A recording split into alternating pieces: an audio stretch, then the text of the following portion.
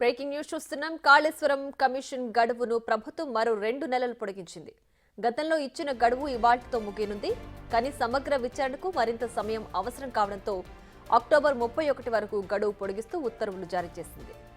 గతంలో కూడా జస్టిస్ పినాకి చంద్రఘోష్ విచారణ కమిటీకి గడువు పొడిగించారు. జూన్ నెలాఖరుతో ముగియాల్సి ఉండగా ఆగస్టు 31 వరకు అవకాశం కల్పించారు. ఇప్పుడు మళ్లీ 2 నెలలు పొడిగించారు. అక్టోబర్ 31 లోపు నివేదిక సమర్పించాలని ఘోష్ విచారణ కమిటీకి తెలిపింది. కాళేశ్వరం ప్రాజెక్టు నిర్మాణంలో పెద్ద ఎత్తున అవకతవకలు జరిగాయని గత ప్రభుత్వం ఆరోపణలు ఎదుర్కొంది. దీనికి తోడు మేడిగడ్డ పిల్లర్లు కుంగుబాటుకు గురయ్యాయి. దీంతో అక్కడ జరిగిన అవకతవకలను తేల్చడానికి ఘోష్ కమిటీని ప్రభుత్వం నియమించింది.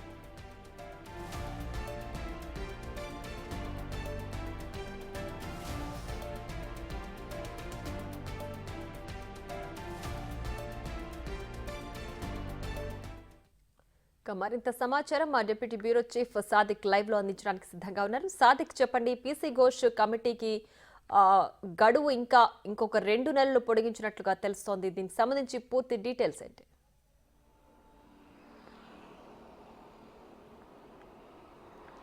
ప్రియా, ప్రధానంగా కాళేశ్వరం ప్రాజెక్టులో జరిగిన అవకతవకలు, మేడిగడ్డ బ్యారేజ్ కుంగుబాటుపై పూర్తి స్థాయిలో విచారణ జరిపించాలని కూడా రేవంత్ రెడ్డి సర్కారు నిర్ణయించిన సంగతి తెలిసింది. సో దానిపైన సుప్రీంకోర్టు మాజీ జడ్జి సంబంధించిన పినాకి చంద్రఘోష్ కమిషన్ వేయడం జరిగింది. దానికి సంబంధించినటువంటి కాలపరిమితి ముగియడంతో ఇప్పుడు కీలక దశలో విచారణ కొనసాగుతున్న నేపథ్యంలో మరో 2 నెలలు పొడిగించాలని కూడా ప్రభుత్వం నిర్ణయించింది. ఈ మేరకు ఇరిగేషన్ శాఖ ముఖ్య కార్యదర్శి రాహుల్ బొజ్జా ఉత్తర్వులు జారీ చేయడం జరిగింది. అక్టోబర్ 31 తారీఖు వరకు కూడా ఈ యొక్క ఎక్స్టెన్షన్ ఉండబోతుంది. సో పినాకి చంద్రఘోష్ కమిషన్ ఇప్పటికే మేడిగడ్డ, అన్నారం, సుందిల్లా ఈ 3 బ్యారేజ్లో జరిగినటువంటి అవకతవకలు కానీ ఇతరత్ర సంబంధించినటువంటి దాంట్లో ఆర్థిక పరమైనటువంటి అంశాల్లో అన్నిటిపైన కూడా విచారణ జరుపుతున్న విషయం మనకు తెలిసిందే. సో ఇప్పటికే అధికారులను, ఈఎన్సీ అధికారులకు కూడా విచారణ జరుపుతున్నటువంటి కమిషన్ వారి దగ్గర నుంచి పూర్తి స్థాయిలో వివరాలు తీసుకుంది. సో ఇప్పుడు క్రాస్ ఎగ్జామినేషన్ చేసే దశకు చేరుకుంది. సో ఇప్పటివరకు ఇచ్చినటువంటి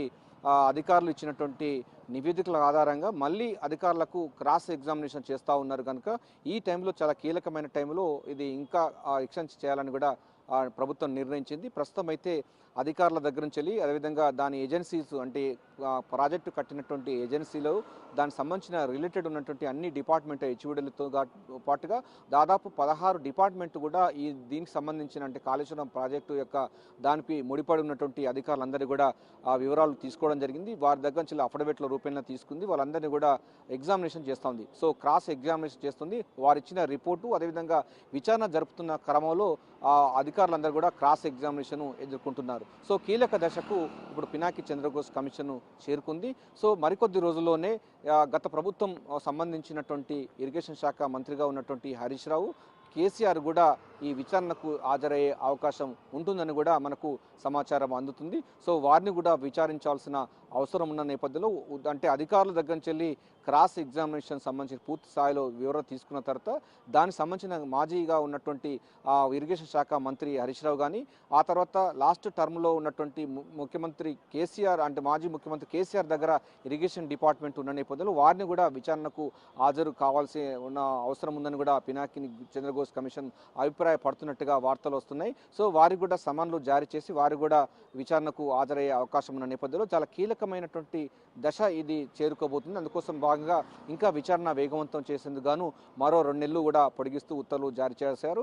సో ఈ రోజు వరకు పినాకి చంద్రఘోష్ కమిషన్ యొక్క విచారణ అయితే అంటే దానికి సంబంధించిన కాలపరిమితి అయిపోయింది. అందుకోసం పూర్తి స్థాయిలో కీలక దశలో ఉన్న నేపథ్యంలో మరో 2 నెలలు పొడిగిస్తూ తాజాగా ఉత్తర్వులు జారీ చేయడం జరిగింది. సో మరోవైపు ప్రభుత్వం ప్రతిష్టాత్మకంగా తీసుకున్నటువంటి ఈ విచారణ కమిటీలో ఉన్నటువంటి ప్రభుత్వ ధరణని దుర్వినియోగపరిచినటువంటి అంశాలు అదేవిధంగా మేడిగడ్డ బ్యారేజ్ 7వ బ్లాకులో ఉన్నటువంటి 3 పిల్లర్లు పూర్తి స్థాయిలో కుంగుబాటు జరిగిన అంశాల్లో దాదాపు అంటే 1,00,000 కోట్లకు సంబంధించినటువంటి ప్రాజెక్టులు నిరుపయోగం మారిందని కూడా తెలంగాణ సమాజం అభిప్రాయపడతా ఉంది. సో దీనిలో జరిగినటువంటి అవకతవకలు అదేవిధంగా దానికి సంబంధించినటువంటి కార్పొరేషన్ నిధులు ఏ విధంగా దారి మళ్లించడం జరిగింది, 2 టీఎంసీలకు సంబంధించిన సామర్థ్యాన్ని ఉండే విధంగా ఉన్నప్పటికీ దానికి మరో అదనంగా 3 టీఎంసీలకు సంబంధించిన పని విధానం తీసుకోవడం జరిగింది. అదేవిధంగా దాని బరేజ్కు కాకుండా దాన్ని రిజర్వాయర్గా పెంచి చాలా టీఎంసీలు దాదాపు 16 టీఎంసీల నీటి సామర్థ్యాన్ని నిలిపి పూర్తి స్థాయిలో అయితే దాన్ని దాన్ని ఎటు కాకుండా చేసిన సందర్భం ఉన్న నేపథ్యంలో ఆ తర్వాత మనకు తెలిసిందే.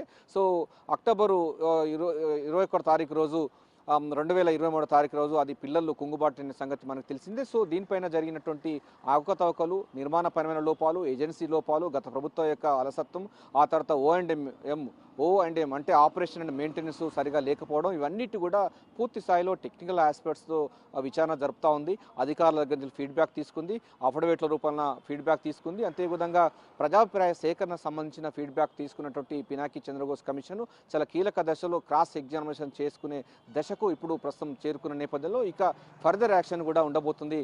గత ప్రభుత్వంలో ఉన్నటువంటి ఇరిగేషన్ శాఖ మంత్రి కానీ, అదేవిధంగా గత ప్రభుత్వంలో ఉన్నటువంటి పెద్దలందరినీ కూడా పిలుచుకొని వారి దగ్గర నుంచి కూడా వివరాలు తీసుకునే పనిలో ఉండబోతుంది. సో ఏదైనప్పటికీ ప్రియా, దీంట్లో చాలా కీలక దశకు చేరుకున్న పినాకి చంద్రబోస్ కమిషన్ ఇప్పుడున్నటువంటి 2 నెలలు అత్యంత కీలకమని కూడా అధికారులు భావిస్తున్నారు. సో గత ప్రభుత్వంలో పనిచేసినటువంటి అధికారులది అయిపోయింది. ఇక దానికి సంబంధించిన పొలిటికల్ సంబంధించినటువంటి నేతల దగ్గర నుంచి కూడా వివరాలు సేకరించే పనిలో పినాకి చంద్రబోస్ కమిషన్ అయితే focus పెట్టనుంది.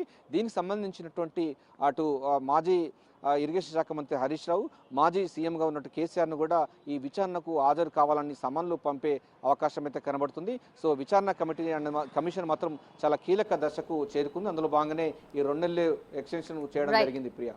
Right Sadiq, thanks for the updates.